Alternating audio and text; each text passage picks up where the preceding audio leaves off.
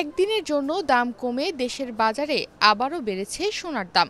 ২৭ September শনিবার সোনার দাম কমেছিল ১,৮৯০ টাকা। তার ঠিক একদিন পর ২৯ সেপ্টেম্বর সোমবার সোনার দাম বেড়েছে ২,৪১৫ টাকা।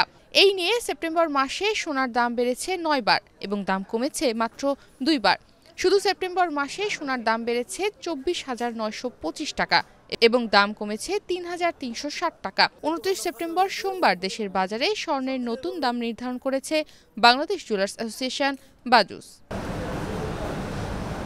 নতুন মূল্য অনুযায়ী ৩০ সেপ্টেম্বর মঙ্গলবার থেকে দেশের বাজারে প্রতি ভরি ২২ ক্যারেটের স্বর্ণ বিক্রি হবে ১,৯৫,৩৮৪ টাকায়। ২১ ক্যারেটের এক ভরি স্বর্ণের দাম বাড়িয়ে ১,৮৬,৪৯৬ টাকা নির্ধারণ করা হয়েছে।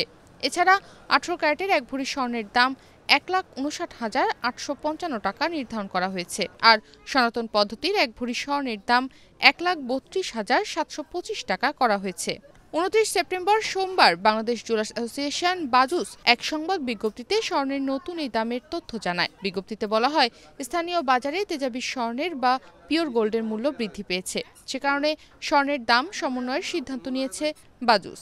এর আগে ২২ ক্যারেট সোনা প্রতি ভরির দাম ছিল ১,৯২,৯৬৯ টাকা। এছাড়া ২১ ক্যারেটের প্রতি ভরি ১,৮৪,১৯৮ টাকা, ১৮ ক্যারেটের প্রতি ভরি ১,৫৭,৮৮৪ টাকা এবং সনাতন পদ্ধতির প্রতি ভরি সোনা ১,৩১,০৪৫ টাকায় বিক্রি হচ্ছিল। বাজুস জানায়, সোনার বিক্রয় মূল্যের সঙ্গে আবশ্যিকভাবে সরকার নির্ধারিত ৫% ভ্যাট ও বাজুস নির্ধারিত ন্যূনতম মজুরি ৬% যুক্ত করতে হবে।